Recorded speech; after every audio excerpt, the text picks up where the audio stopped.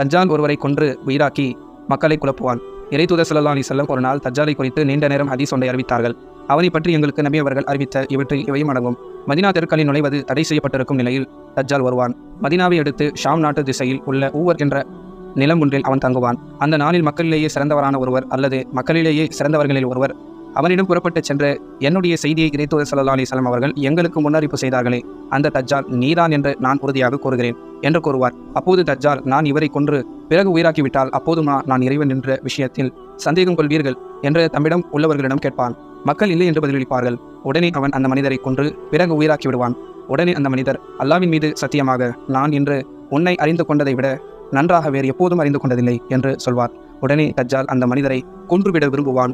ஆனால் அவரின் மீது அவனுக்கு ஆதிக்கம் செலுத்தப்படாது என்று இறைத்தூதர் ஸல்லல்லாஹு அலைஹி வஸல்லம் அவர்கள் கூறினார்கள். இப்போ கேள்வி என்னன்னா, தஜ்ஜாலிடம் பேசிய மனிதரை தஜ்ஜாலினால் எத்தனை முறை கொலை செய்ய முடியும்?